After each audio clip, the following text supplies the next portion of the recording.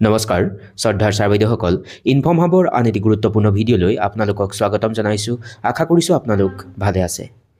sir বাইদেউসকল এটা অতি গুৰুত্বপূৰ্ণ খবৰ PM পোষণৰ সম্পৰ্কত আহিছে আৰু আজিৰ এই আলোচ্য শিতানৰ জৰিয়তে আপোনালোকক সেই গুৰুত্বপূৰ্ণ খবৰটি জনাবলৈ চেষ্টা কৰিম এইখনি এখন পত্ৰ আৰু সেই পত্ৰখন আহিছিল আসলতে government of India ministry of education department of school education and লিটাৰেচি PM পোষণ ডিভিজনৰ তৰফৰ পৰা আৰু এই পত্ৰখন পঠোৱাৰ তাৰিখ আছিলে 27 নৱেম্বৰ 2024 তাৰ পৰৱৰ্তী এই অংশখিনিত সাবজেক্টত উল্লেখ কৰিছে ৰিভিজন অফ মেটেৰিয়েল কষ্ট WEF 1 ডিসেম্বৰ 2024 আণ্ডাৰ PM পোষণ স্কিম ৰিগাৰ্ডিং অৰ্থাৎ PM পোষণৰ অধীনত যি মেটেৰিয়েল কষ্ট ৰিভিজনৰ সংক্ৰান্তত বুলি উল্লেখ কৰিছে আৰু এইটো কাৰ্যকৰী কৰা হ'ব 1 ডিসেম্বৰ 2024 পৰা ছাৰ বাইদেউসকল তাৰ পত্ৰখনৰ পৰৱৰ্তী এই অংশখিনিত উল্লেখ কৰি লিখিছে যে মোক জনাবলৈ নিৰ্দেশ দিয়া হৈছে যে PM পোষণৰ স্কিমৰ যি ধনৰাশি সেই ধনৰাশি বৃদ্ধি কৰা হৈছে আৰু 1 ডিসেম্বৰ 2024 পৰা ইয়াক কাৰ্যকৰী কৰা হ'ব ছাৰ বাইদেউসকল তাৰ পৰৱৰ্তী এই অংশখিনিত উল্লেখ কৰিছে যে আপোনালোকক নিৰ্দেশ দিয়া যায় যে PM পোষণৰ মেটেৰিয়েল যি কষ্ট সেই মেটেৰিয়েল কষ্ট বাল ভাতিকা আৰু প্ৰাথমিক পৰ্যায় অৰ্থাৎ প্ৰাইমেৰী সেকশনৰ কাৰণে 6.19 অৰ্থাৎ 6 টকা 19 পইচা আৰু উচ্চ প্ৰাথমিক যিবিলাক শ্ৰেণী সেই শ্ৰেণীবিলাকৰ কাৰণে মেটেৰিয়েল কষ্টৰ যি পৰিমাণ 9.29 অৰ্থাৎ 9 টকা 29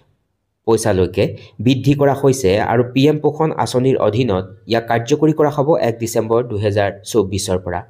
আৰু এটা গুৰুত্বপূৰ্ণ কথা উল্লেখ কৰিছে যে এই মেটেৰিয়েল কষ্টসমূহ যেহেতু কেন্দ্ৰীয় আৰু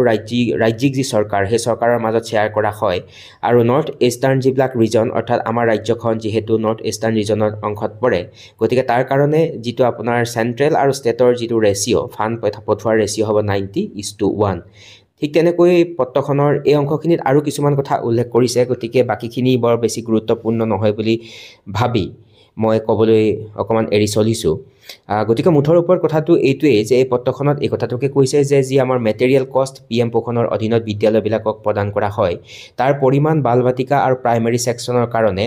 6.19 টকালৈ বৃদ্ধি কৰা হৈছে আৰু উচ্চ প্ৰাথমিক যিবিলাক শ্ৰেণী সেই শ্ৰেণীবিলাকৰ কাৰণে ইয়াৰ পৰিমাণ 9.29 টকালৈ বৃদ্ধি কৰা হৈছে অৰ্থাৎ 1 ডিসেম্বৰ 2024 তাৰিখৰ পৰা নিম্ন প্ৰাথমিক বিদ্যালয়সমূহে 6 টকা 19 পইচাকৈ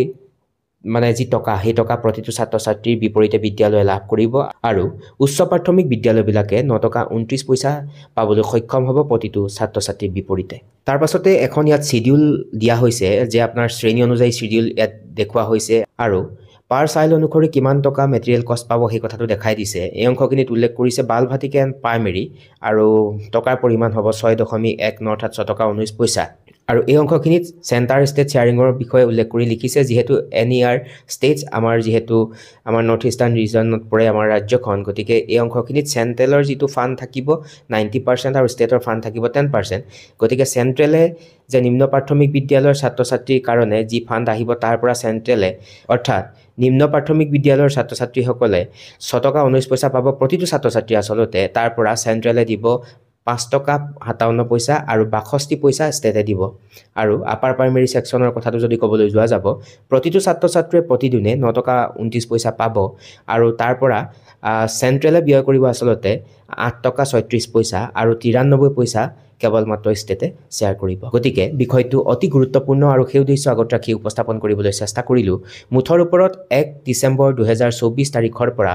মধ্যাহ্ন ভোজনৰ ক্ষেত্ৰত যি মেটেৰিয়েল কষ্টৰ পৰিমাণ বিদ্যালয়সমূহে নিম্ন প্ৰাথমিক বিদ্যালয়ে মন কৰিব পুনৰবাৰ কৈছোঁ নিম্ন প্ৰাথমিক বিদ্যালয়ে 6 টকা 19 পইচা লাভ কৰিব প্ৰতিটো ছাত্ৰ ছাত্ৰীৰ বিপৰীতে প্ৰতিদিনে আৰু উচ্চ প্ৰাথমিক বিদ্যালয়ে লাভ কৰিব 9 টকা 29 পইচা যেহেতু বিষয়টো অতি গুৰুত্বপূৰ্ণ আৰু যদি সম্ভৱ হয় সকলো শিক্ষাগুৰে যাতে বিষয়টো অৱগত হ'ব পাৰে সেই উদ্দেশ্য আগত ৰাখি যদি সম্ভৱ হয় আগলৈকে শ্বেয়াৰ কৰিব আৰু বিদ্যালয় শিক্ষাৰ সৈতে সম্পৰ্ক থকা এনেকুৱা ধৰণৰ ইনফৰ্মেটিভ ভিডিঅ'বিলাক পাই থাকিবলৈ চেনেলটি সাবস্ক্ৰাইব কৰিবলৈ নাপাহৰিব সকলো ভালে থাকক নমস্কাৰ টেক কেয়াৰ